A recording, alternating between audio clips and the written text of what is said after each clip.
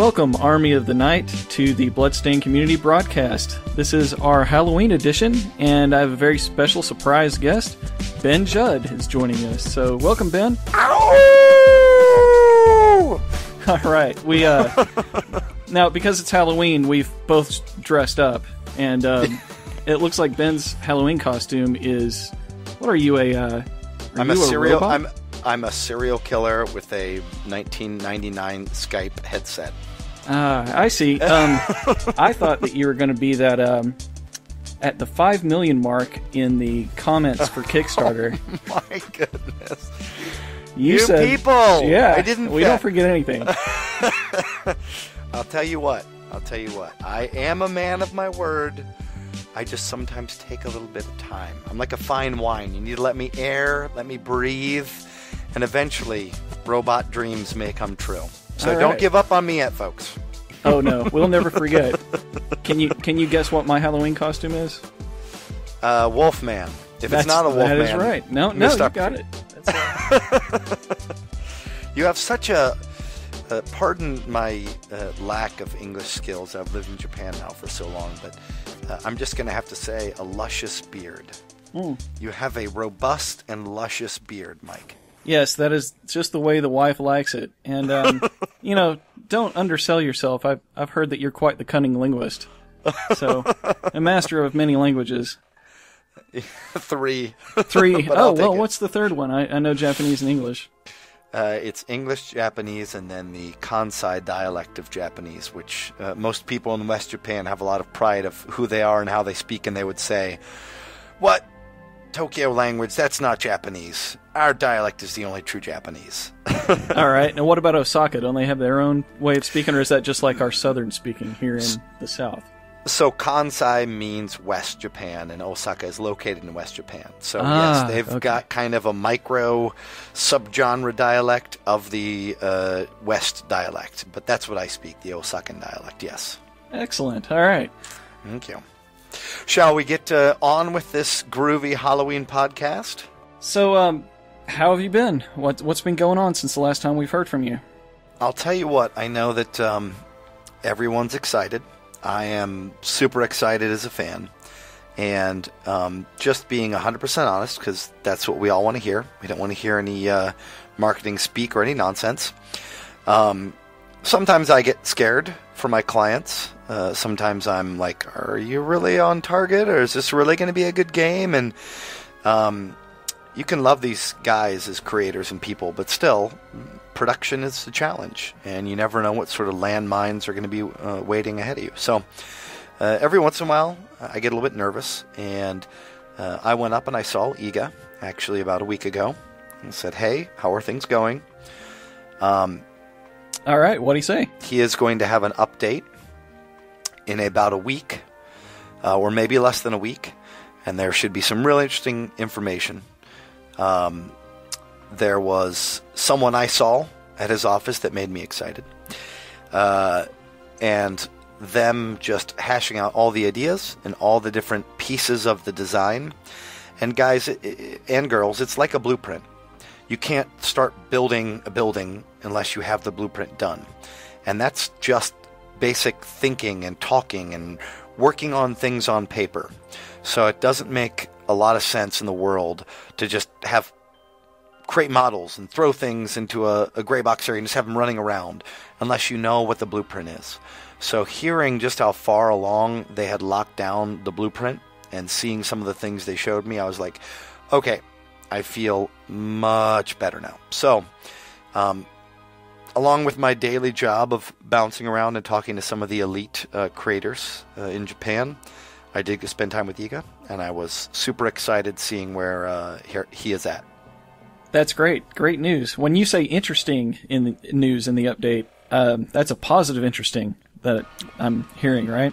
Hey, I am a fan. I am right there with all you backers. So definitely, if I say I like it, I'm not pulling any punches. It should be exciting. Yeah, well, and blueprints are my, day job. So I did not know that. Yeah, that's what I do. I draw blueprints all day long. Fantastic. And you can't build that next great castle without some good blueprints. So I'm glad that they're getting everything laid out, and if you have a good plan to execute on, it's going to go well. It's better than trying to throw everything together, as you go. It's not Indeed. an improv process. It's something that requires a lot of forethought and planning. And, Iga's done this 7 times. He knows the process. That's the thing that makes me feel comfortable on the other side of that coin. And, you need to be respectful of the backers, and you need to keep that excitement going. But you can't break the design and creation process to the point where it will create massive delays just to try and appease the backers. Right. So finding that balance is tough, but that's the way it's got to be. Okay. We just had our surveys. One of the things that comes along with that is you get to determine where your name appears in the credits by choosing your credit clan if you're over a certain amount of the tier that you've chosen to back at. So a lot of people were confused thinking that it limits their content depending on which clan they're in. But that's not the case, is it? Absolutely not. Basically, all it is it's you as a supporter saying, I like that particular group of the limited few credit clans that we had available during the survey. So you can be in a credit clan, you're still going to get all the content in the game that was at that tier. Obviously, there was the $60 packaged backer exclusive content. And if you didn't pledge to at least that tier, you weren't going to get those 2 pieces. But in general, everybody that hit that tier and above it is going to get everything in the game. Let's say you're a fan of Game Grumps or any of the other fantastic YouTubers that helped us. They will probably be issuing a code to their fan groups, and that will unlock a certain item that's representative or symbolic of them. Right. But again, anybody can take that code. You can be in a totally different credit clan and still take that code and unlock those items. So it's not specific. Yeah, and with the internet being what it is these days, if that information gets out there, it's going to get shared pretty quickly. And unless someone is trying just extremely well to hide their code for some reason, there's no way that it's going to become a big secret. It will all be out there within less than a week. Of that, I have no doubt.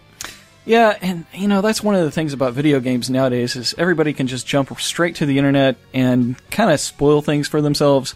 And I really wish that there's some kind of, way to avoid spoiling games for yourself like that these days.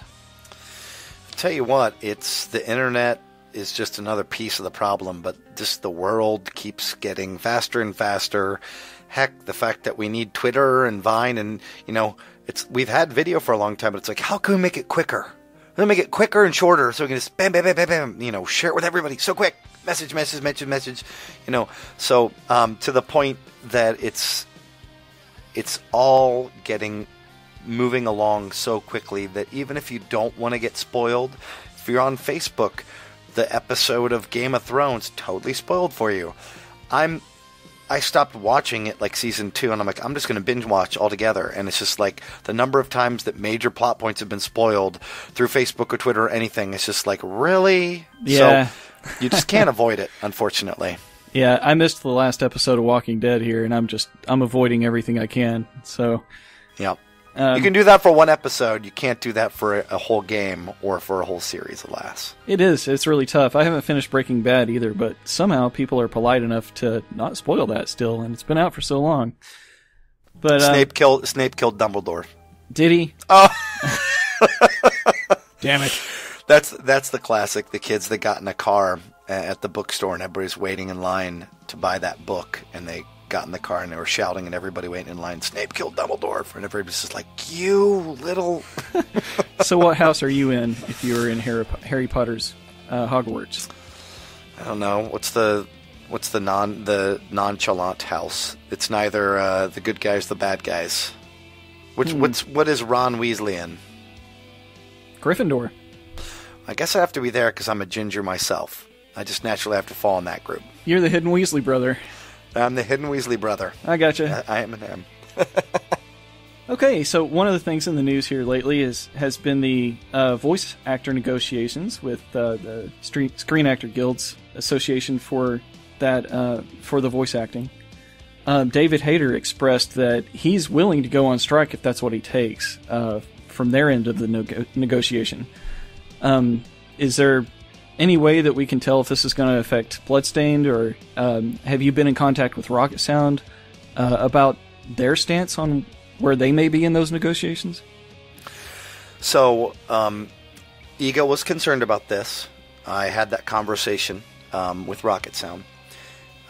Apparently, the way that SAG after works is that the current contract that they have with all their voice actors as union voice actor representatives is that right now, as is, there are no royalties, residual, things like that. And the strike hasn't officially gone into effect.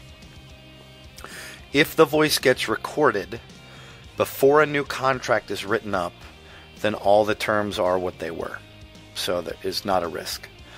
Now, if the strike occurs, and because of the strike, new rights are given to voice actors, which then makes some projects, potentially even Bloodstained, now no longer financially viable, then that puts everyone in a difficult position.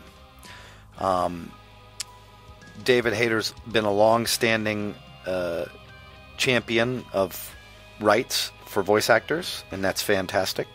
I agree, all creators do have rights. On the other hand, I've been a producer, and I realize this isn't Candyland that we live in, and unfortunately, where do you draw that line? Okay, we'll pay voice actors royalties, and we should pay artist royalties. We should pay musicians royalties, producers royalties.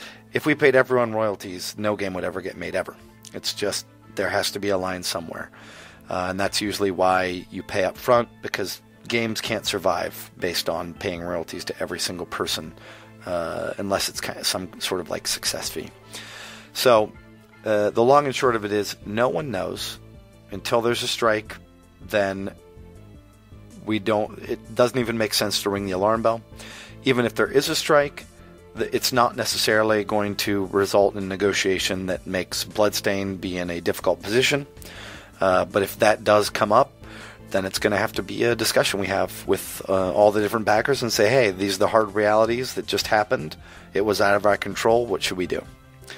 But I still feel very confident that there is a chance that we will potentially get the voice done before this gets to that road. All right. Well, how is that for honesty? That is No, more that's- honesty about the game industry that more than no one is ever going to tell you. So, well, I appreciate you telling us what we need to know instead of just what we want to hear, because otherwise that would just be wrong. And the transparency that we've had through this campaign has been very much appreciated, and I think that's what's contributed to a lot of its success. But, so does this affect Robbie as well? Or because he's not in a union, we're going to get his voice either way? you know what? I don't know. I would have to check on that. He was in the union at one time, but I think his SAG membership went defunct because he hadn't been doing voice for a while, so it may not affect him at all. But we'll see. At the end of the day, if it becomes a problem, then still it's a problem that needs to be solved, and all productions have problems.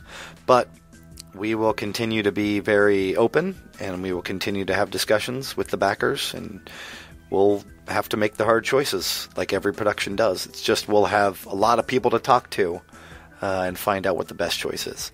And I do want to say, Mike, not to keep talking and stealing the mic, but I do want to say I agree that the campaign itself was great. Credit where it's due. Fangamer did a great job running it. Credit where it's due.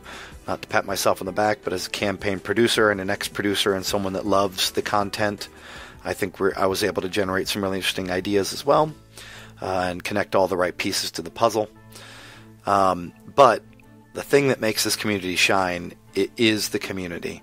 If you look at this compared to other Kickstarter campaigns, there is so much infighting, so much negativity, and granted, you're not going to find a perfect community. There's always a little bit of that here and there. But in general, everybody was able to tell each other, let's be cool, that's okay. And even before things got too crazy, people were just very supportive of each other and able to just enjoy the fact that we are going to make another IGA game that we all loved and wanted. So, again, having that sort of community makes it easier to just come out and say, hey, this is what it is. I know you guys are going to be...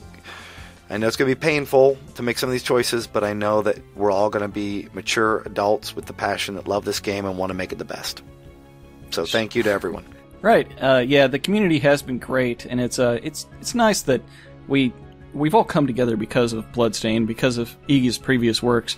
But we have a lot of other things in common, and it's just I think that the group of people that are in communication with each other, they're making friends, they're sharing this experience with each other before this game has even come out. So we have been blessed to be a community that's very positive, and we're mature enough. Iga's previous works were part of a series that was so long-standing that we have a lot of older people in this kind of in this niche. So we're mature enough to understand what we can affect, what we can't affect, and if hurdles come up along the way, we'll do whatever we can to to remain positive and push for success. Because that negativity isn't going to help out anyone.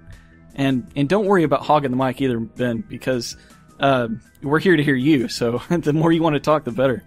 Well, I just again want to say thank you guys, because you are a friggin' awesome community. Yes, the Army of the Night is awesome. It's the nicest Army of the Night I would ever want to be attacked by, I'll tell you what. You wouldn't say that if you're Konami.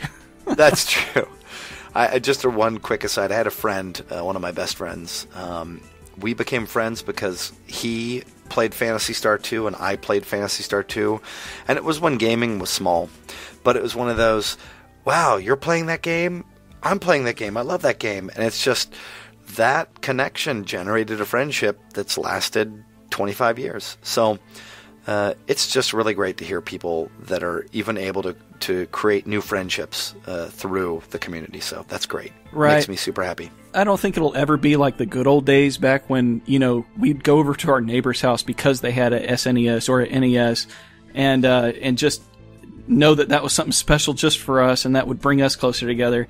But now that the internet makes communication so easy, you would figure that's that's just a thing of the past. I'm sure that still happens on, such and such street for a few kids out there nowadays, but it is a different experience. And one of the things I like doing is connecting people together that love the same things. So having the community that we have, it's different than the old school way of getting together, but we do all have this thing that we can share and be a part of. And you have a podcast that's awesome, so you are doing your part for sure. We'll see. I think it's only awesome because of our great guest hosts that we've had so far. So I don't know how we're going to top Ben Judd, though. I mean, Iga's got to be next, right? I don't know. I'll fight Iga for the top spot if I have to. Yeah, well, just teach him English and... Indeed. All right. So let's see, what are we talking got about next? Ye great podcast host. Inti Creates and Mighty Number 9. There seems to be a delay there. Is that related to them at all? Related to Inti? Yeah. As far as I know, and I can't go into a lot of detail because Inti is not my client. Inifune-san and Concept are, and Iga-san and Artplay are. But still, because of that, I can't go into a lot of detail. As far as I know, most of that's done, at least to the level that any creative types that would be working on Bloodstained have already shifted in that direction. So that should not affect anything that's happening with Bloodstained. Matter of fact, I personally am a firm believer that most people learn from their problems, and that if Mighty Number 9 was Inti and Concept's first big Kickstarter. That production, making a game with people hear, $3.8 million and they're like, well, that's so much money. It's not, guys. It really isn't. because there are manufacturing costs and merchandising and stuff like that that's taken out of that base. Yeah, shipping alone. And then first party. Kickstarter even. The Kickstarter takes a bit. Sony and Microsoft and Nintendo all take their cut. They're not given to it for free, so you're paying for tokens. So all that stuff is going away to the point where you're left with a lot less money than you think, and you're still on the hook to do 10 different SKUs, which is a lot of work. So because of that, I think that it was quite an aggressive production that they had to do, quite challenging. I still think they've done very well. People will say, well, it's been delayed a year. That's 100% true. A lot of Kickstarter campaigns get delayed a year. I don't think that Bloodstained will get delayed a year just because Iga-san is used to making more out of less. He's made these productions happen in 14 months before, and he even built in a bit of a buffer, so I don't expect a year delay, but still, it happens. And I think that Inti has probably learned even better how to work within those confines, so that makes me feel much more comfortable. Yeah, and I think that the question behind the question there you answered, and that was, will that affect Bloodstained at all? And it's only natural for people to compare Mighty No. 9 to Bloodstained, because, they've got a lot of similarities, and some of the same people involved. So, it's going to be our, Mighty No. 9 is going to be definitely on the watch list for all of us fans for Bloodstained. We're going to look at the two and say, hell, this maybe could have been better or not. But as far as release goes, if everybody is from that team is switched over to Bloodstained, any personnel resources are not even related with that anymore, then that doesn't really matter. And concept was really, if I understand right, as far as design goes, they're in control of the gameplay and the look and the feel of this, more than anyone else. Is that true? Concept? Yeah. For Mighty No. 9, you mean? Yes. Indeed. They have a lot of artists, and they have a lot of designers. They don't have programmers, so yeah, it was more like the visual design, etc., as you just said. Right, so it's really apples to oranges. It's really not a fair comparison. Inafune-san was the head of R&D at Capcom at any given time, overseeing 50 titles at once. Iga-san's only really been the head of the Castlevania franchise with a lot of different, subtitles from here and there. But, he's basically like the guy who gets his hands dirty and makes the game. Whereas Inafune-san, he is the creator of Mega Man. There's no doubt about it. One of the co-creators, rather, of Mega Man. But he was more leading the team from afar, whereas I would say that Iga-san is actually in the dirt building it out. So that's how they're different, and therefore it really is not a fair comparison. Okay, all right. Well, I'm glad we addressed it. One of the things that you contacted me about whenever the forums weren't official yet was that we were going to have a dedicated community manager, and that one of the primary functions of the forums was going to be to have a way to communicate with the design team. We're still really early in the development of Bloodstained, so we don't currently have a community manager yet, and we don't quite have that lifeline to the design team. I asked Dan about this, Dan Stern, not too long ago, and he said that progress was made there, and just to be patient to find out some news. Do you have any insider information on that? I have some fantastic insider information that will only cost you $100. No, I'm not going to do that. Not as an agent. So, I'm going to say two things. One is that person has seemingly been found. That person is in the process of coming over to Japan. That person is incredibly talented bilingual. Very passionate towards the source material. I expect a lot of great things. I will say this to all the good backers out there. Being a community manager is a thankless, difficult, almost unwinnable task because everyone is so passionate and because everyone wants you to be them and you can't be them. This community manager may not know the same games. This community manager may say they like this game more than you. This community manager may not have the right amount of nerd cred or pass the nerd test or whatever. There may be lots of things where that person doesn't feel like they fulfill what you find to be an ideal community manager, and we'll invariably get comments of people saying, well, I can do a better job. Listen, it's not about whether you can do a better job. It's about this person has a lot of different skill sets. They are both a fan of EGA. They understand the base content, bilingual, like I said, and actually will be helping EGA day to day, communicate with a wide variety of companies. Right now, that's one of the things that we're helping them with. And I can tell you, it's a service that we never do for clients because it requires so much time. And, you know, I really, really like EGA as a human being. And so I will spend more hours of my time to make sure that all the different things get figured out, all the contracts get signed, etc., so that he's in the best place possible. But I, too, want this community manager to come in ASAP so that that person can take some of this stuff off my plate. But I'm very excited. All I'm saying is this: be as nice as possible to that person.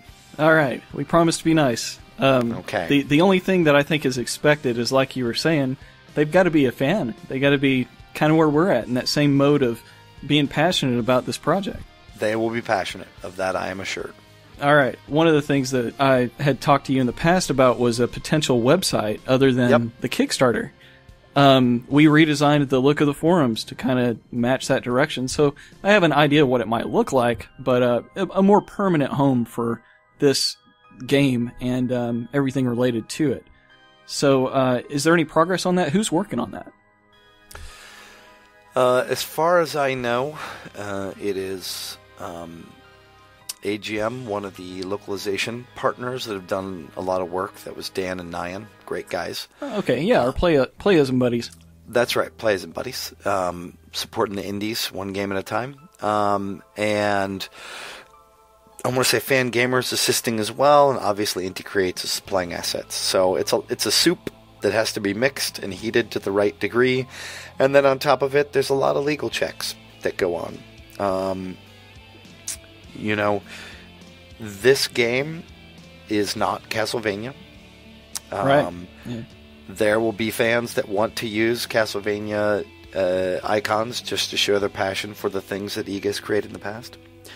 So, you know, where do those things stand? Where are those rules going to come in, etc.? There's a lot of things to parse through. And so that's the challenge in making sure that it's all there. But forward progress is being made. I don't think it'll be much longer. All right, good deal.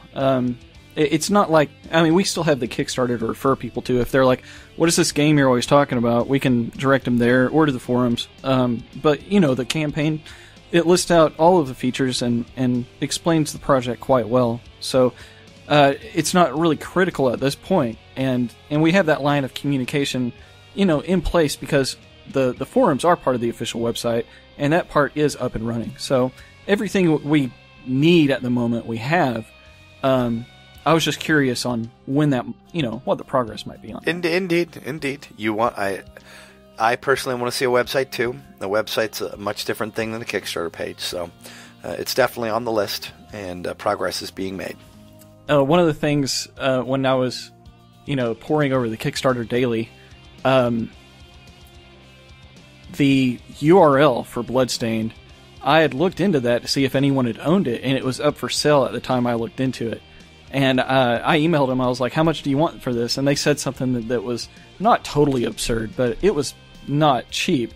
And I was like, yeah, I'm not interested. That's far too expensive. And they sounded like they had some wiggle room. I mean, they contacted me again several times, and, you know, I just let it go. But hopefully if that was a URL that was purchased, that it was done so at the minimum amount of backer dollars that we contributed, and hopefully I was the only one looking at it, and now they're not like, oh, hey, 40 people have just asked about this.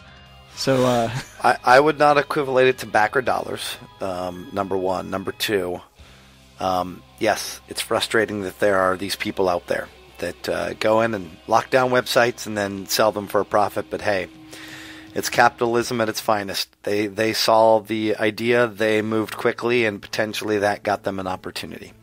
We'll see at the end of the day. You know, talking about dollars, you mentioned Nintendo earlier, and Sony, Microsoft, that, you know, we have to, a little bit of money goes their way too. Hopefully that comes with one of the benefits of maybe getting some of this new Nintendo console dev kits or something that, you know, we can get in our hands. Do you know anything about that? Because that was just recently released to some developers. I do know information about that as an agent. Unfortunately, it's all under NDA, and therefore I cannot tell you. Understandable. So I'm sorry. I'm going to have to give you a no comment. No, that's fine. That's great. So, one of the questions that someone asked on the forum, they made a thread for this. It was, what soul would you drop? Because in Iga's previous games, a monster, an enemy would drop a soul and you get a special power for it. It seems to be a very Iga thing. I think that, you know, he started that and it's continued through his games. And I wanted to ask you, if, you know, someone was to kill the Ben Judd monster, what soul would you drop, or what magic crystal could they infuse? If they did, what power would they get? Wow. I don't know, the power to fall asleep at random intervals? No. Narcolepsy. Great. Narcolepsy. No.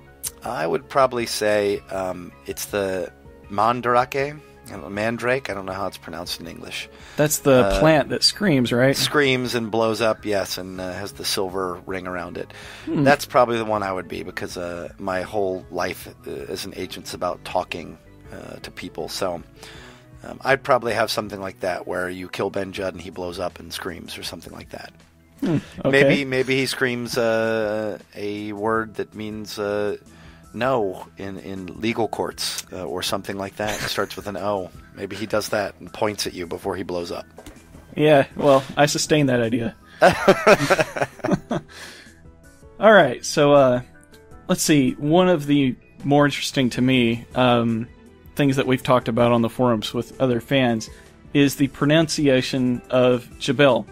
When I first heard it, of course, it's spelled out there on the Kickstarter page, but I heard you in the JPlay podcast give a little bit of explanation to it.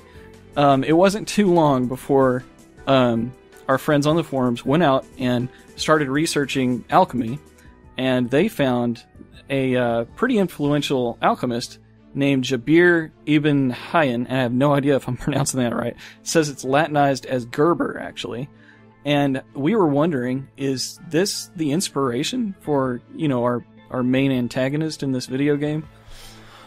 I'm going to say probably not, but I'd have to check. And knowing Iga, like, Iga is a history buff. Like, he loves tying pieces of the story to actual real world events, etc. So right, yeah. I'm not gonna clearly say that's not the case without checking with him. It may very well be the case, but what is definitely the case is that as an English native speaker, every time I saw that name, I was like, how in the hell do I pronounce this? Right, I'm still at that point. Is it Gebel? Is it Jibel? Is it Jibel? You know, like, I know I can. Here's this crazy part: I can read the Japanese better than I can the English. Because the Japanese it can only be pronounced one way, but the English can be pronounced in multiple ways. Yeah, we're great at pronouncing that. Many things different ways.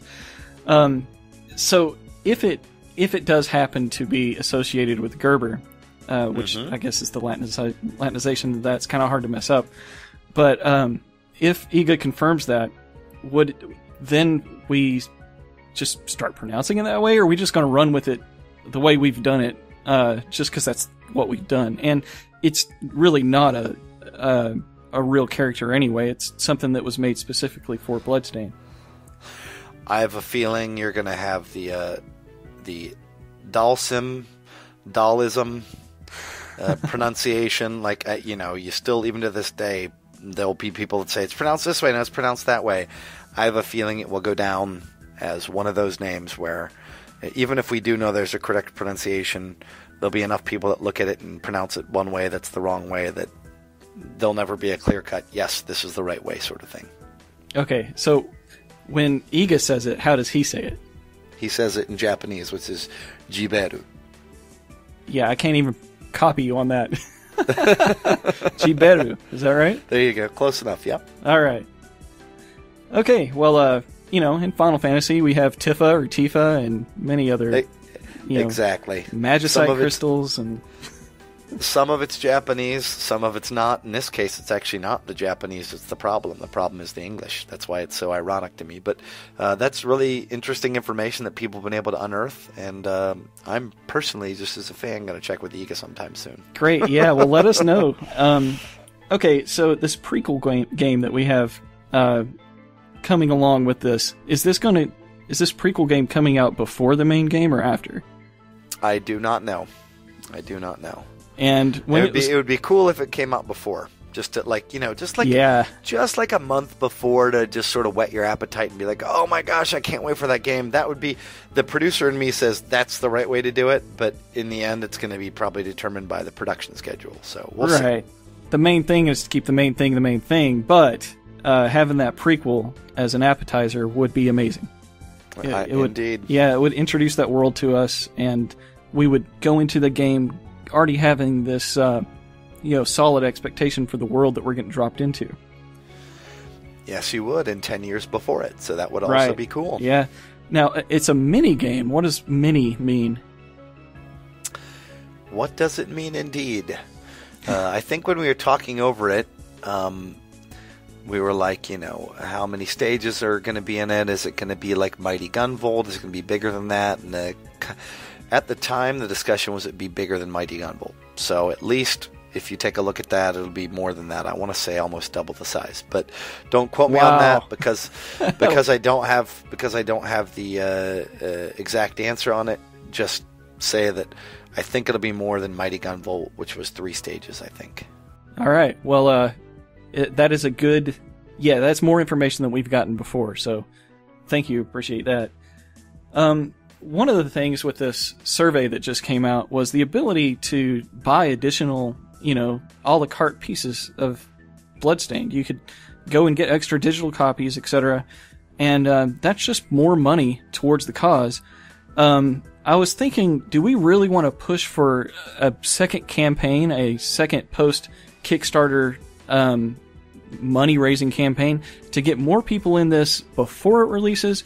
Or is it better to do that around the beta? Or is all of that subtracting money because people would be getting such great deals on, the price to get a digital copy right now is insanely cheap. If you wait until after the game releases for people to get it then, the game should be more profitable, and we do want to see success post-launch. So, I'm not sure how I feel about, pushing to get people on board now versus making a successful game post-release. What are your thoughts on that? Welcome to the world of being in a successful Kickstarter, Mike. The end thought is, I don't know how I feel about it, because on one hand, it's nice to see the support in advance. On the other hand, yeah, you are cutting out profit, big profit from the game. And I want to see a sequel. I want to see 5 sequels. That's what I want to see. And it would be a shame if people went on the cheap or went on the, did it in a way that would basically reduce the chances of getting a sequel. So that's always something that you worry about. I personally am not a big fan of doing a second campaign. A Slacker Backer campaign I don't really consider a campaign. I mean, like Kickstarter campaigns where you're actually launching it, it's 30 days and stuff like that, is a very different thing. So just keeping the door open, because there is some backer-specific content, I think makes sense to me. When that door closes, I think that's still something that the team internally is discussing.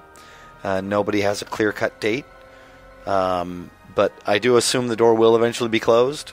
So I don't think that you'll be able to get it, for 5 years to come. And so when that door closes, then that means, the backer-specific content is gone. That's the one thing that we've held very firm on, and lots of people, from press to backers, have said, or to just people on forums have said, I don't know how I feel about that. And yeah, it definitely is something that polarizes a lot of different people. People want to feel they can get everything. But on the other hand, people would not have had the option to even do that, i.e. the game would not have even been created if it wasn't for the people initially that funded it, and funded it at higher tiers. So they don't get the luxury of saying, well, why aren't you doing this for me too, if they're not going to be the true believers that help make this possible. Right, and it's a catch-22 situation, really, because this game's going to have some really diehard fans, post-release, that aren't going to get that content, and with digital DRM-free versions of the game out there, I'm afraid of piracy hurting the success of the game. So hopefully those that are really truly fans and claim to be fans will have purchased a copy of the game, and those that really supported it in the beginning won't be the type of people to upload it to a torrent site. It will be pirated. Yeah, everything gets pirated. All games get pirated. Yeah. It's unstoppable, and that's one of the reasons why a GOG version makes sense, is because you can't stop it. You can't stop it anyways. Therefore, you might as well make as many options as possible to make people as happy as you can. But we still wanted to say the people that made this happen, they get something special. That being said, it's not going to be a deal breaker. And if you were a Castlevania fan at all, I find it very hard to believe that you would not have heard about this campaign, because it was literally on every website. It was on Twitch. It was on a lot of the big YouTuber campaigns. And the campaign has been open now for 5 or 6 months. So the whole, I missed my window, I didn't know about it during that 1 month because I was on vacation, doesn't hold water either. Yeah, I agree. I mean, Operation Akamajo on Facebook has over 36,000 members that were pushing to Konami to get the next Castlevania game out that continues Iga's plot in the 1999 Demon War. Yep. But, Cecil Kane, the lead for that, he's also a moderator over the forums, and he said that he was talking to Castlevania fans in his group, and that a lot of them hadn't even heard of Bloodstained, but they have now, because he's really pushed his focus from Castlevania to Bloodstained, because we are truly taking this as, this is the direction to go. Iga is our chance at getting a Castlevania that we actually care about. No Lords of Shadow 2, or with the state of Konami, who knows what's going to happen with all their IPs if they don't make any more AAA titles. Mobile games with in-app purchases, baby. Yeah, I'm sure that you've got a great... you're in that scene. You know what's going on better than any of us.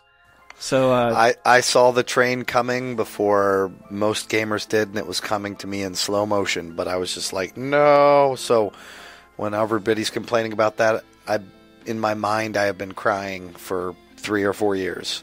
Well, it does certainly seem to me that everything is going mobile, especially with Nintendo announcing this. Their next dedicated console is also going to have mobile capabilities. Well, we're making a lot of assumptions there at this time. But that sounds like, you are. Japan is really focused on mobile. But as far as Konami fans, or it seems like the state that I find myself in at the moment is 99%, I'm sure Konami's just screwed. We're not going to get any more good Castlevania games out of them. Metal Gear games, even now, they won't be the same, definitely. So there's that 1% of me that says, hey, they've got their PR people saying, no, we're still going to do AAA games on consoles. But all of us are like, nah, don't know if I really believe that. So could you either put the nail in the coffin and we can get rid of that last little bit of hope and start the healing process? Or should we hold on for hope? Have you ever seen the HBO show called The Wire? No. Okay. That's a shame. There's a really, really great scene that basically sums up what's happening. And there's basically a gangster that's running the drug trade in Baltimore, and there's a security guard, and this gangster goes in and he's shoplifting stuff, and then the security guard he's like, I know who you are. And he's like, I don't mean any disrespect, but he's like, come on, do you really have to disrespect me by shoplifting this stuff when you know I'm staring right at you? And kind of just gets in his face, and the gangster's like, no. He's like, you want it to be a certain way, but it's not that way. And we all want to believe that we have buyer's power, and we're going to vote with our wallets, and we want to believe that we have all this strength to change the way that big corporations think.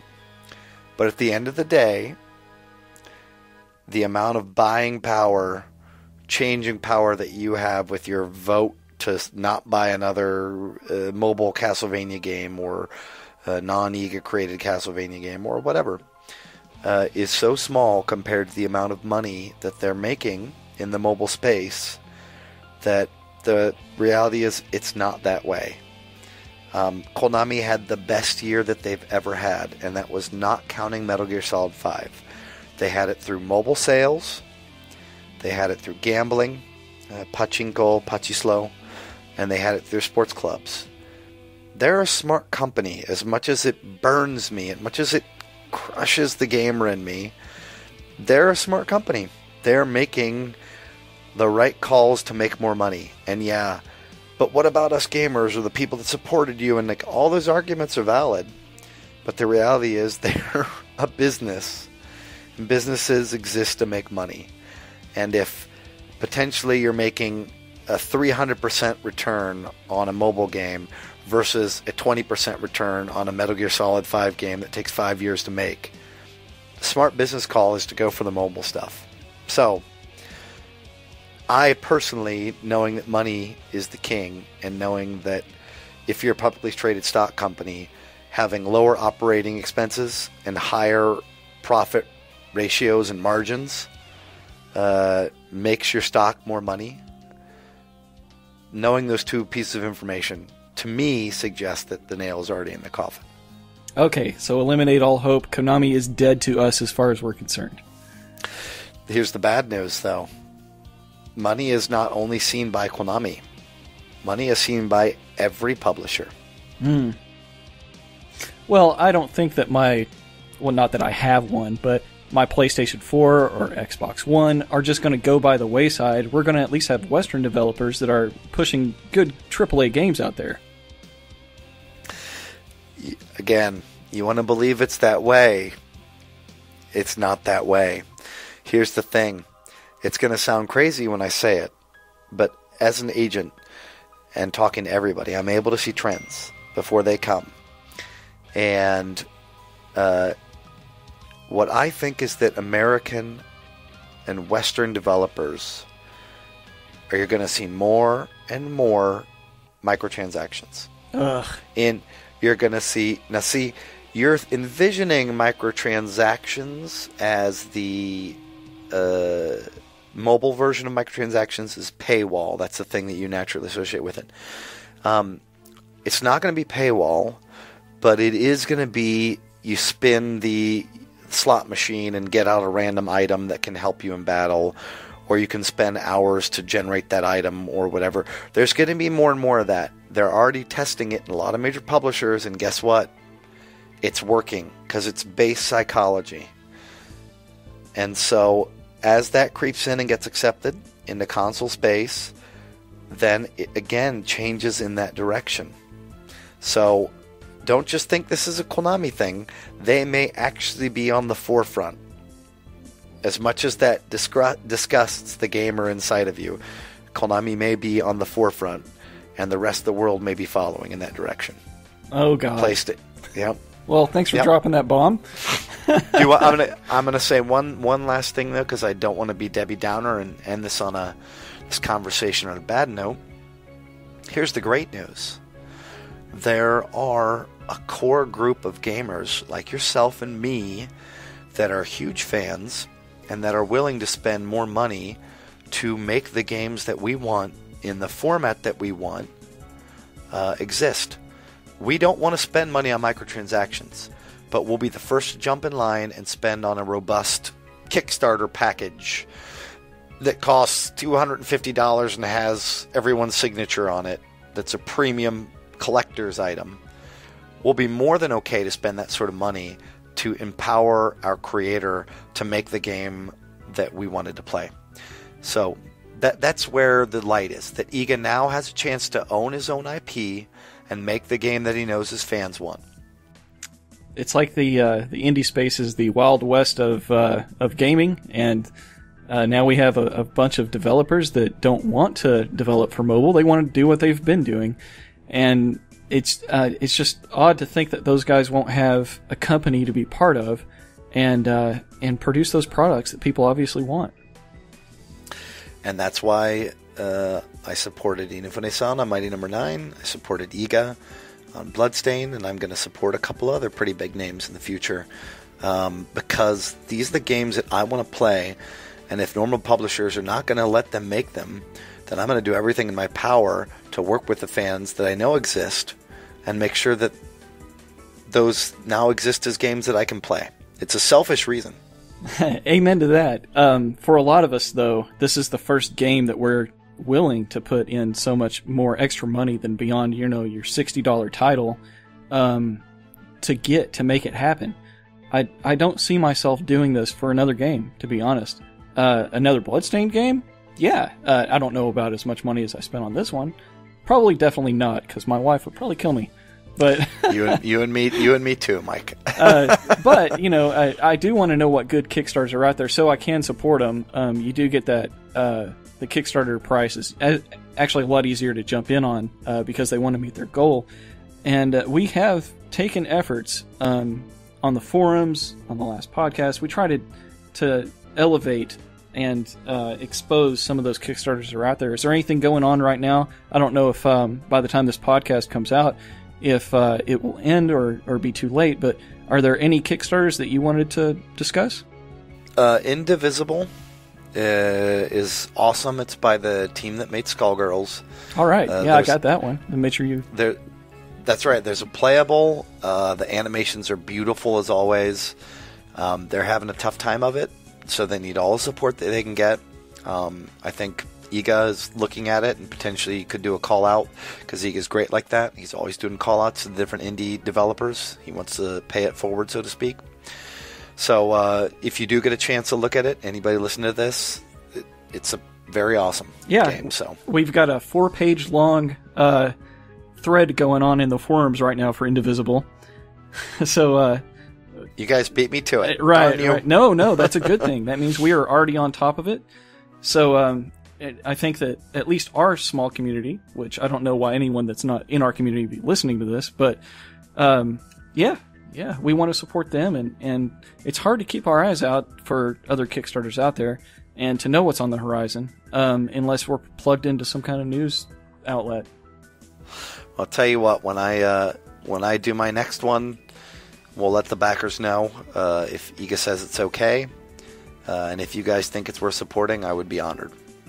Awesome. So one of the favorite things I got out of backing for Bloodstained was I was already giving more than my lifestyle could really support when I first donated, but then it was announced that Yoshitaka Amano was going to have this poster, and I was like, I don't care how much it cost, I need to get it.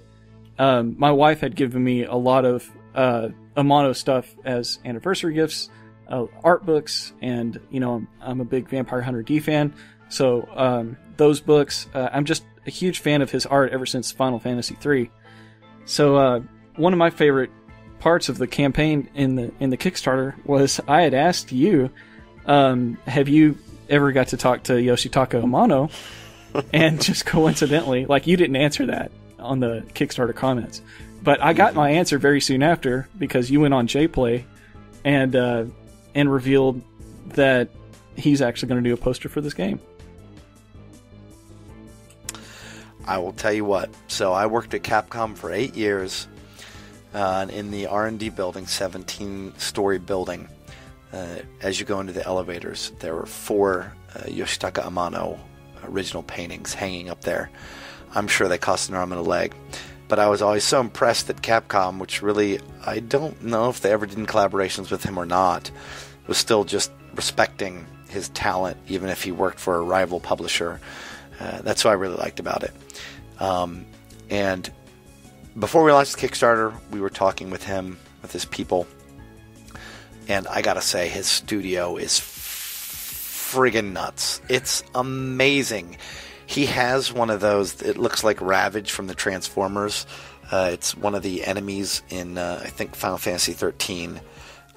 Like an actual full-scale, like, that you could actually write on it, like, futuristic model thing in his studio. And I'm just like, what? He's got, like, a Harley and all this, like, just...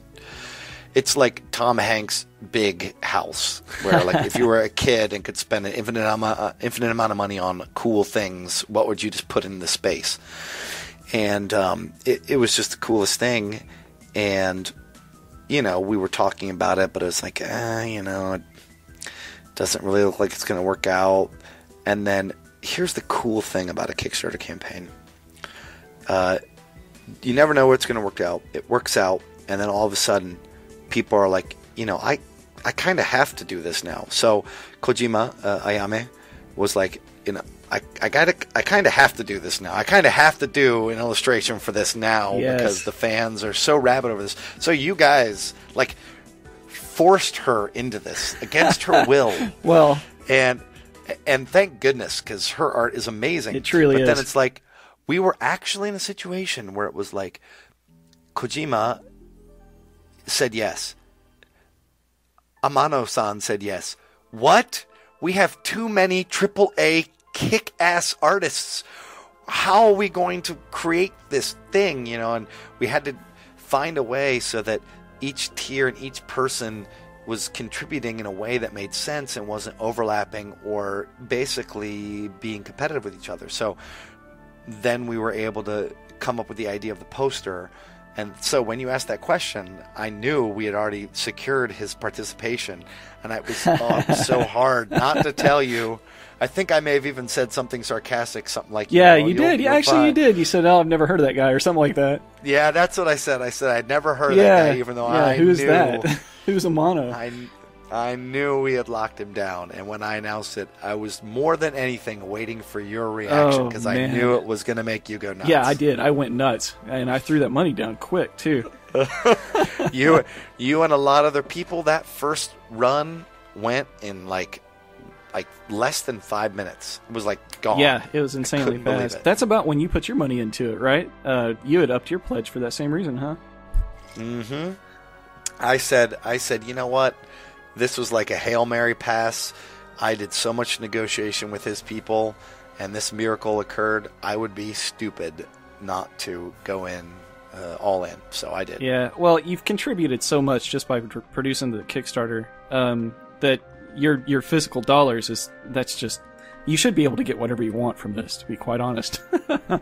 But if I get my name in special thanks, that's good enough for me. Well, having your name listed in the credits, are you going to be listed as a producer? Because that's what you feel like. I don't know. I'll talk with Iga and see what he says. I don't feel that me being a next producer myself and spending many 20-hour days to get games done, I don't feel like I deserve that. Now, maybe there's a special title. I don't know. Maybe it's a title that you guys, the fans, will think up and say, how about this? We'll see.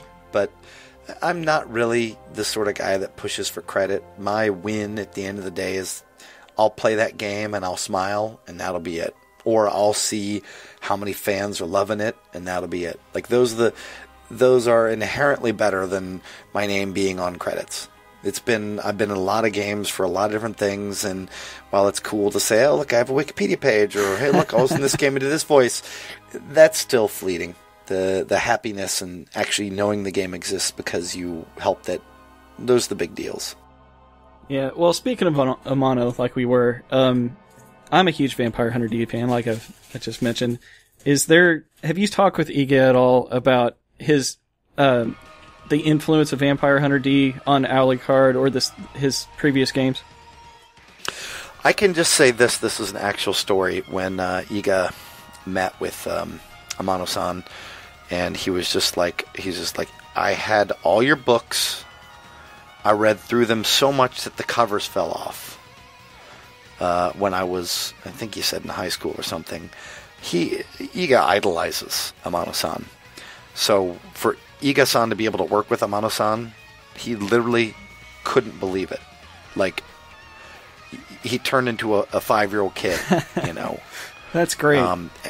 And so just seeing that, I can't emphasize enough that a person's, I'm sure his personality comes out, but it's still through the veil of the internet. Iga is a genuine human being. He is genuine. He is real. He is a gamer. He loves making games. He cares a lot less about the business side, a lot less about that piece, money raised, all that. He just wants to make a really awesome game and work with the people that he respects. And just seeing that purity of just game creation makes me feel good. A lot of the dirty layers of the business side is gone. Yeah. Well, it's a weird place to be in, to be considered an indie developer. Is that the category he falls into? Well, in his company, personally, I think he's only got 4 or 5 people, so I would definitely call him an indie developer. Okay, so yeah, it's a weird place to be, you know, an indie developer with, you know, with his track record. Yep, indeed. He's quite unique. All right, so he's also like a 6'4" Japanese guy that looks like he could break you. Wow, so he's 6'4". I never realized he was that tall. He's definitely 6'2" or 6'3". He's taller than me. I'm just like, oh, what's this Japanese guy? He's got really long hair. He looks like, you know, he's scary looking. He does look like a vampire, Japanese vampire. Yeah, that's great. Okay, so one of the other things on the forums that we were looking at was this picture of Jabel and Johannes and Miriam before she fell asleep for 10 years. Yep. We don't know. Well, I know, but or I have a good guess. But there's controversy about which one is Johannes. Johannes is the one in the middle with the blue rose. That's the last thing I would have the curse also changes your gender. Johannes is on the left with the crimson coat and the long blonde hair. You can tell it's Johannes because of the glasses. Okay. The reason why Jebel is probably hard to see who he is I was told intentionally his hair changed colors as his curse, the crystal glass curse, spread throughout his body.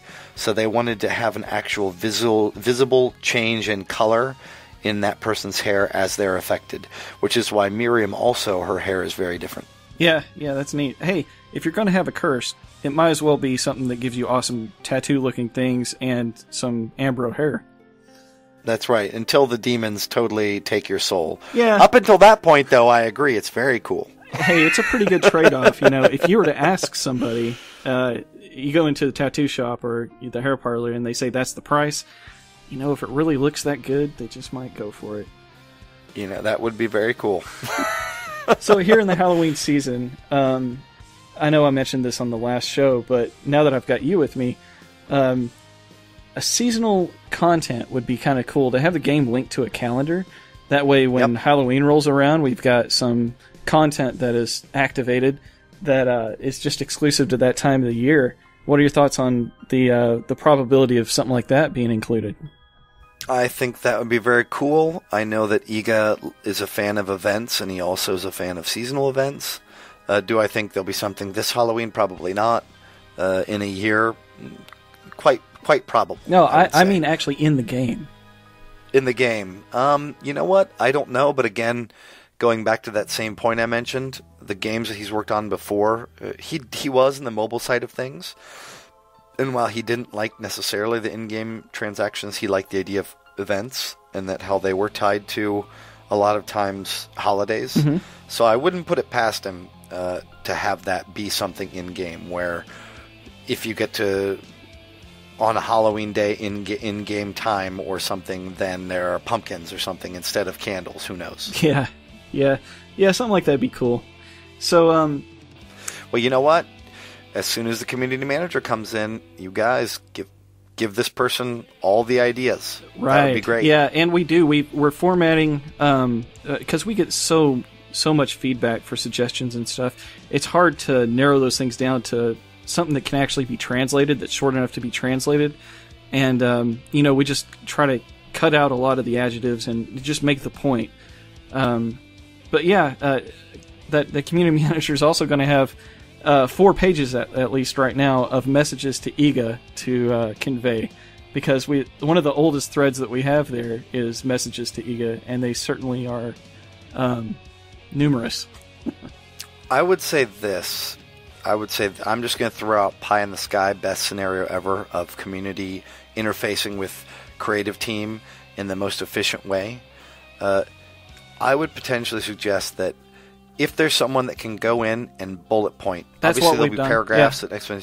So you just bullet point out what that is. And if that is there, the Cliff Notes version of what everybody wants, then that person can take it, translate it, send it over to Iga, and it becomes a lot easier. And maybe he comes back and says, "Tell me more about this," and then that person interfaces with you guys. Yeah. So. Okay. What we have is very similar. Well, it really is what that is. We have a forum board that you go in there and it says general suggestions for the game, and then you either look for a thread that already exists that's talking about what you want to talk about, or you create a new one, and then people have a conversation about it, and it'll be a huge conversation sometimes. And then someone will submit that, a user that is to the point where they're like, okay, this is developed enough to where we want to submit this idea. So they'll tag that for submission, and then I'll go through and I go and make bullet points out of all of the relevant things in there. And then that gets put in its own special place for review for someone more official later. And we've already got a good 5 or so topics that are very detailed out. And if further reading is interesting for any one of those bullet points, there's a link to that conversation that happened, so people can reference where that bullet point came from. So all that's in place at the moment. Loving it. Sounds absolutely great. So you were the original voice for Phoenix Wright, the Ace Attorney. And I'm not getting any royalties or residual revenues or anything. I need to talk to my SAG lawyer. Yeah, well, hopefully they can retroactive some of that based on success at least. There's an upcoming anime for Ace Attorney. Do you think that, awesome. That maybe you can get in on the English dub for that?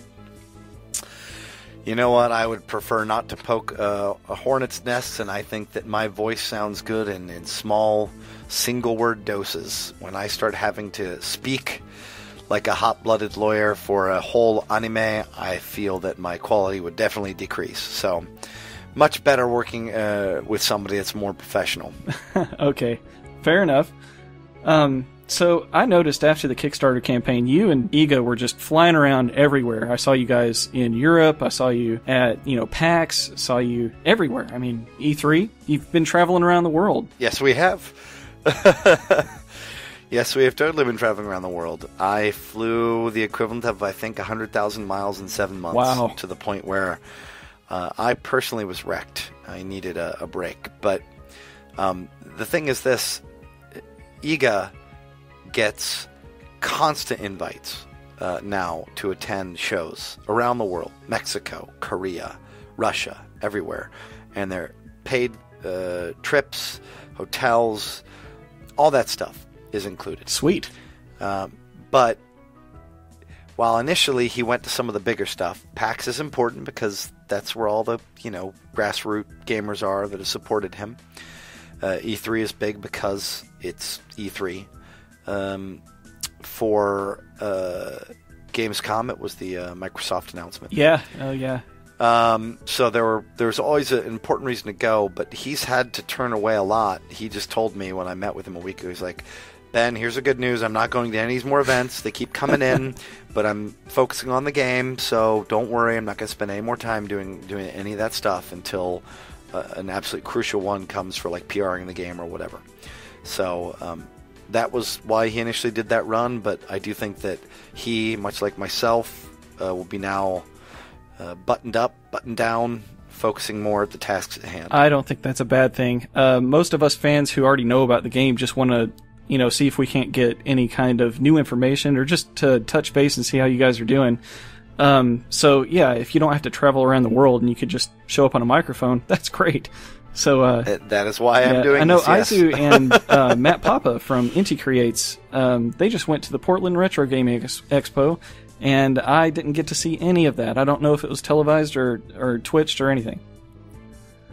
Yep. I mean, Izu-san being the president of Inti and ultimately having Gunvolt, it makes sense for him to go to all these different shows. Iga being, like I said, gets his hands dirty making the game. It makes less sense for him to go. In some certain aspects, he needs to be more focused on that game. So that's why you'll see Izu going to some of these places, whereas you won't see Iga necessarily. But it's great. I totally love Inti Creates' work. They are one of the best 2D sprite teams and side-scrolling developers out there in Japan today. Well, that's what we have and what we need. Now, this Matt Papa fellow, can we expect to see more of him related to Bloodstained later? Well, I'm sure he's going to Matt Papa in from time to time. But no, he's a great guy. He's living the dream. He was a huge fan of Inti. Izu-san was kind enough to give him an opportunity. He loves his job. It's like being in heaven every day. And I don't think you're going to find anybody as motivated as Matt. So I'm sure you're going to see him from time to time on Bloodstained. I know he's working on everything Inti. So that's just one of the many things they're making. So we don't get to use him exclusively, unfortunately, but we will see him from time to time, I'm sure. Cool. All right. So one of the things you mentioned earlier that you guys showed up at the Xbox thing when you announced crossplay. From what I can tell about crossplay in my little bit of research and knowledge from this, is that you'll be able to leave your Xbox One on with Bloodstained on it, and you basically your computer becomes the controller and the monitor for it. It's just kind of like a remote way to play.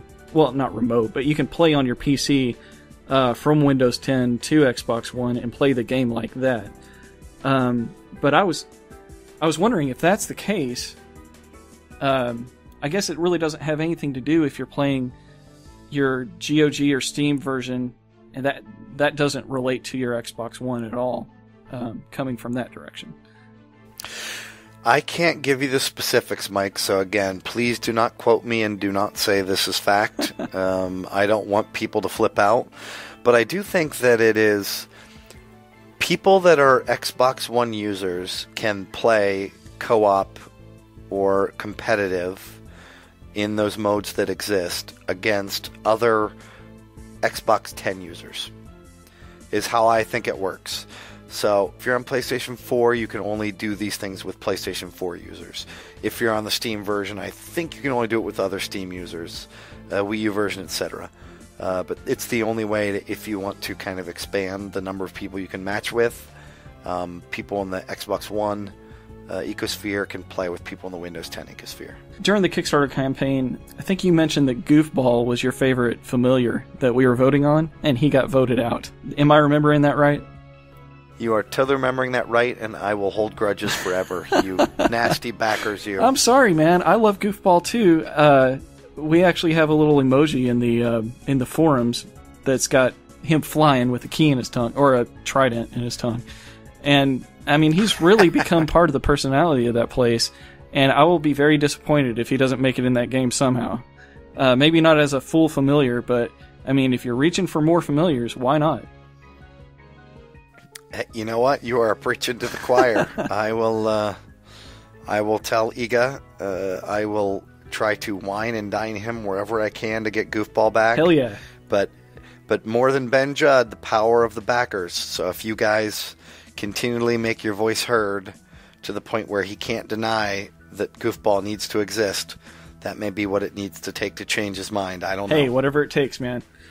So, one of the... Goofball Defense Force. Goofball Defense Force, 100%. So when I first saw you, you were playing the devs play on the Double Fine video with Iga. You were playing Symphony of the Night.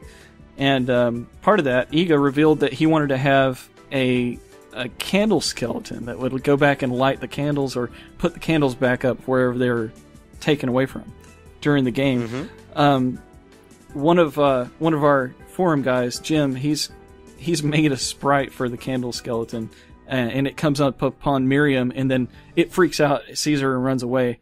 It's one of my favorite GIFs on the site. But do you think that we can expect to see something like that in this game?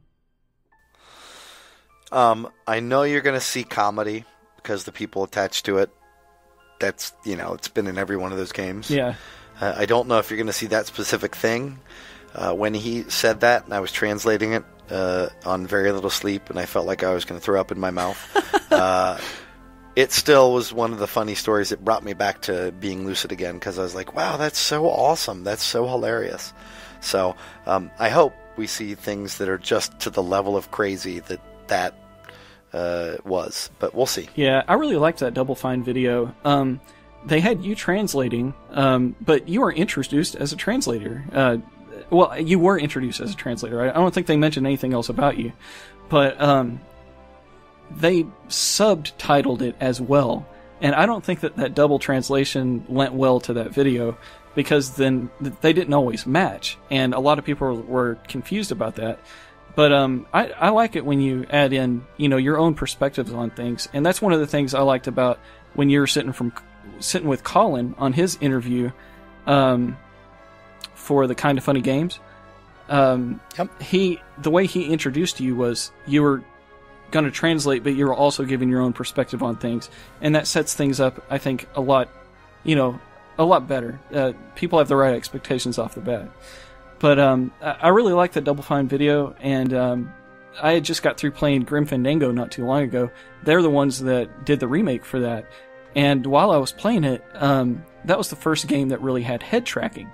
You'd have your main character going around. If there was something that you could interact with in the background, their head would point at it. And I think that that's just a really cool feature, and we haven't seen something like that in an Igavania game in the past. If Miriam's head would go to the monsters or whatever, and maybe the monsters look at people too, and maybe even have it towards Zangetsu, because he's more samurai-like, his head's always straight forward. I think a lot of that could add some character to that. I don't know how hard that is to program, but I think a head tracking feature would be pretty cool. Yeah, definitely. I like the idea of Zangetsu doing it. I think it makes more sense for him. I mean, if the goal is we're calling attention to certain things in the background, enemies, weaknesses, whatever, the devil familiar in Symphony of the Night. Oh yeah, no, it wasn't. It was it was the fairy familiar. The devil familiar poked the switch. It was the fairy familiar who would say, "Check over here" or whatever like that. Yeah. Like that did exist already. It wasn't head tracking, as you said. It wasn't a really cool animation. It was definitely part of the game. Yeah. So I don't know if there's going to be something similar that does that or not already, and therefore it's a superfluous thing. But definitely minute animations to give the characters more character, so to speak, is awesome. Yep. Let's see. He also, in that Double Fine video, Iga mentioned Alucard was supposed to have his own room. Can we hope that Miriam would get her own room, especially because this castle was kind of made for her, or brought to the realm for her? I don't know. Again, you guys as backers can always ask. I think there's a person or two that bought the room package. So if that person chose to not put themselves selfishly in the game and instead gave that to Miriam, then that would of course be Miriam's room and no one could stop it. Yeah, well, that would be cool. Alright, so Monster Girls and censorship. One of the things that we've seen in previous Iga games was originally the succubus had full breast exposure in her character artwork, and that didn't make it to America. But we're not really looking for a totally mature game, but how much censorship is going to play into Bloodstained? I have no idea.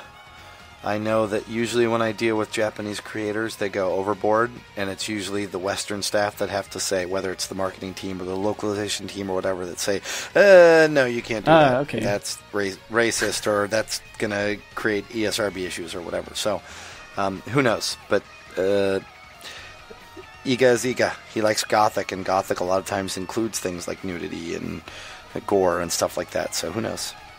Okay, well, I did have a little bit of time to ask the fans if they wanted to ask Ben Judd anything. I haven't actually revealed. You're going to be a surprise to everybody listening. They're going to find out when they listen to this episode that you're the guest. But I did get a little bit of, hey, if you could ask Ben a question. And Astaroth on the forums, she asked, will there be more leg modeling for the game? No, there will not be. I actually risked my life to do some leg modeling. How did you risk your life? People don't know this, but that table had spikes on it.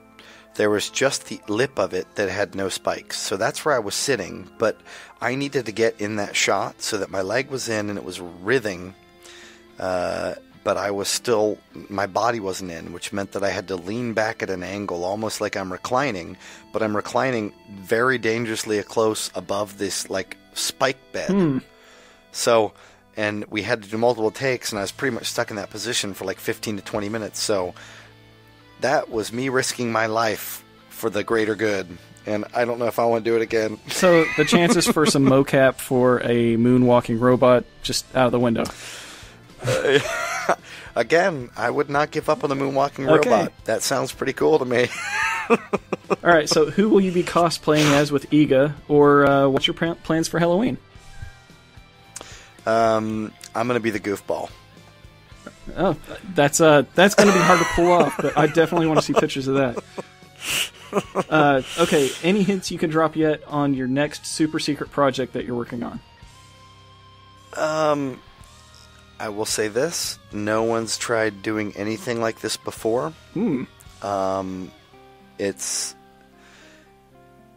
It's something that I feel extremely passionate about, but it's something that may not have the massive fan base because it hasn't been around for a while. Old school JRPGs. That's what you're talking about, isn't it? Well, here's the problem with the JRPG. RPG is the most expensive genre to make, bar none. You can't make them without at least, $10, $15, $20 million. Just by that aspect alone, they don't really fit Kickstarter's framework. So, I'm going to nip it in the bud and say it is not a JRPG. Okay, well, I had my guess. I will say it has RPG elements. The plot thickens. Well, it is very intriguing. Okay, well, Astaroth, thanks for your questions. And then we had some questions left over for the last Asked Iga. Metafanel asked if the roguelike dungeon mode will feature all characters, environments, and items, or if it's just a shorter run of a smaller dungeon instead of a full castle. It's not a full castle, but it's a massive space. So I wouldn't limit it as far as, it's 1 or 2 rooms. No, it's big. I was told it was very big. But I wouldn't say, it's a full-blown castle, because that's 20 or 30 hours. Yeah, so that would be an infinite game, I guess. It's different every time you play it. H wanted to know if Iga's hat will be an item in the game. I would think that it's almost expected at this point, but honestly, I'd rather just find out when the game comes out. You know what? I'm fine with that answer too. We can't spoil That's everything, right. But my real answer is I don't know. All right. Well, Wiggy Chiggy and Hitsukiriki, I don't know how to pronounce her name, but Hitsukiriki. Thank you. They wanted to know if we'll see Bloodstained grow into other forms of media, like in anime, manga, any physical merchandise that we can collect after the game's out. Iga loves transmedia. Obviously, he's a kick-ass executive producer. We're trying to help him with a few different facets of that production. I'm not going to go into specifics, but let's just say this. A really awesome IP should not be limited to just the game Amen space. to that. Awesome. All right. Well, Cecil Kane was asking if any of the publishers who had rejected Bloodstained had called Iga back to apologize. None have apologized. Many have come come back and said, "Is it available?" I'll take that as a good apology anyway. It's a good compliment. It felt pretty good to me. Awesome. Yes. All right. Well, Purified Weird Soul, also known as Brent Taylor, he wanted to know how Bloodstained is being viewed in Japan. I don't know how the game is per se to the average everyday gamer. I do know that within the Japanese gaming community, Iga became, a super rock star, because he was out of the scene for a while, but he came back so strong, with such strong numbers. Everybody's like, oh, and I do know that his throwing the wine glass in the ground and saying the Japanese phrase "nattoku ikenai," which means I'm not buying it. It's the scene where he's like saying publishers said they didn't want this sort of game wasn't valid anymore in the Kickstarter video, and he's like, I'm not buying that. Now people constantly go up to him and say that That's word. Great. That's like his own so catchphrase. He's become like a little.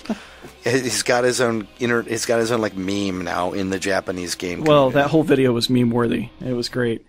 Indeed. I actually made a GIF of when he's exiting his bats.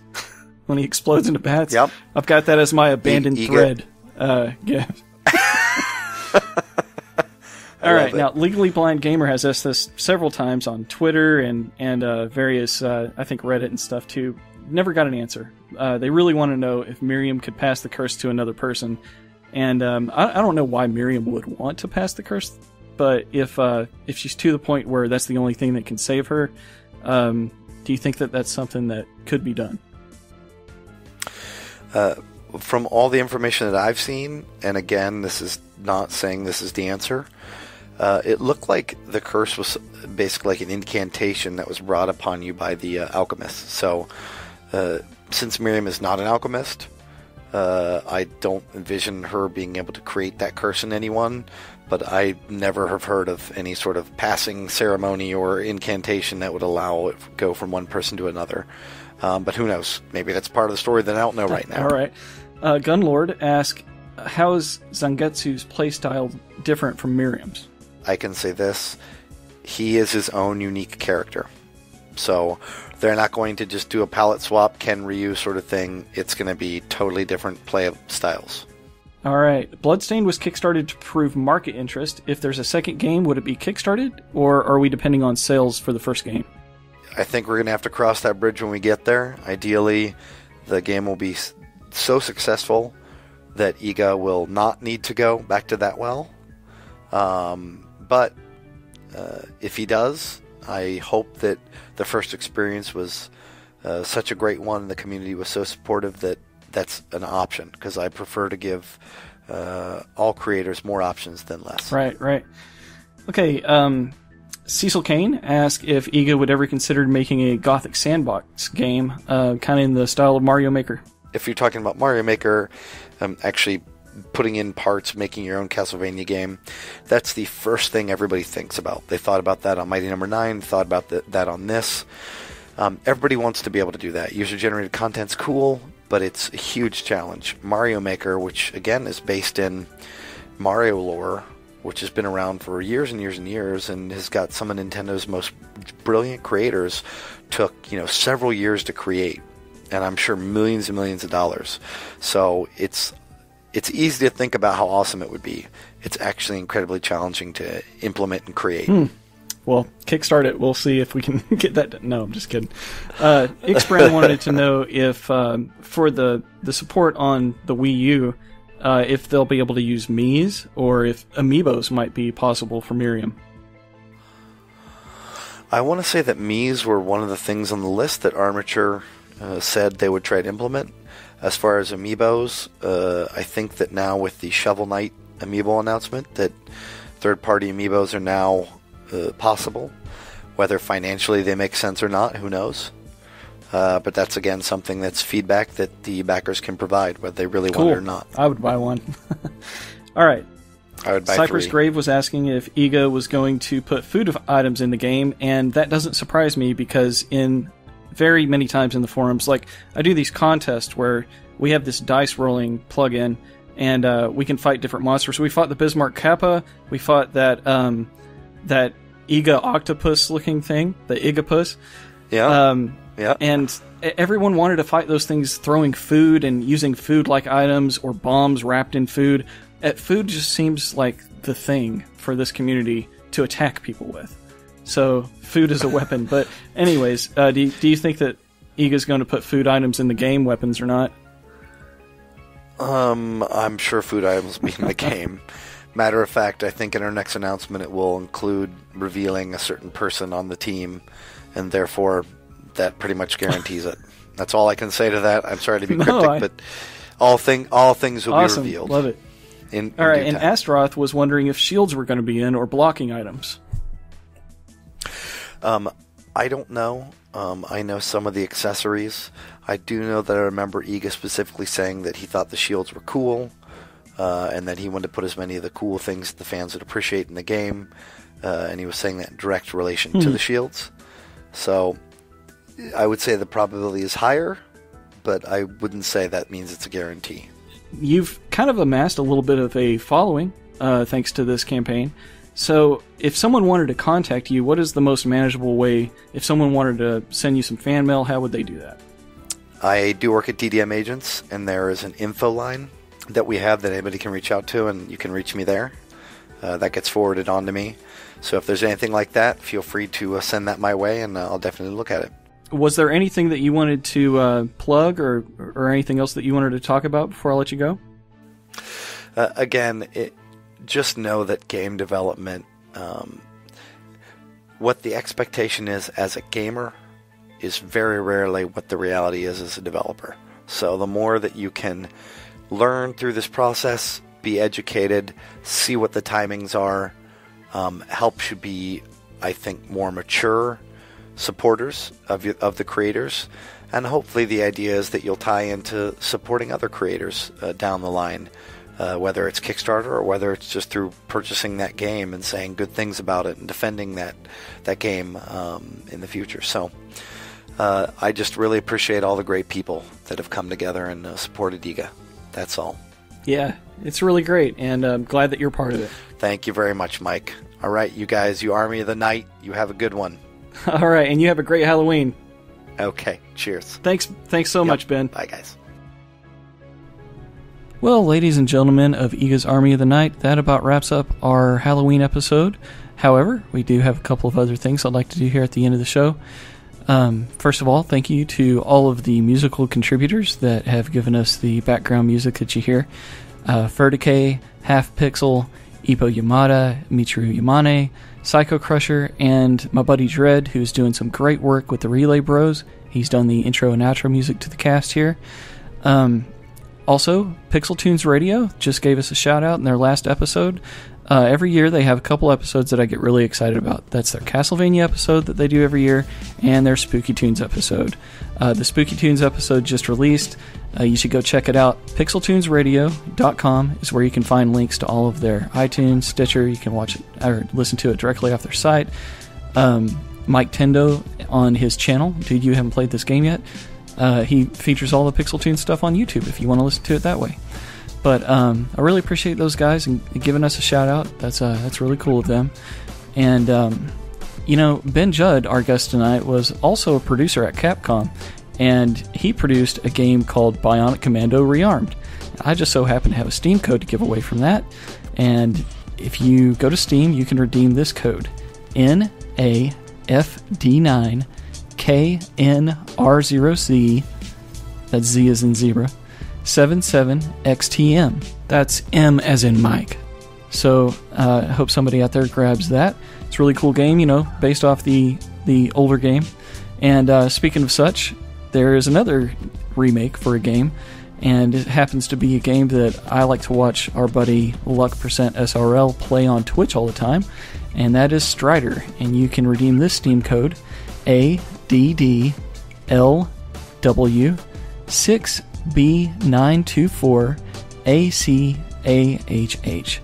So I hope somebody grabs that. Well, my friends, I had a great time this episode, and I look forward to seeing you all in the forums.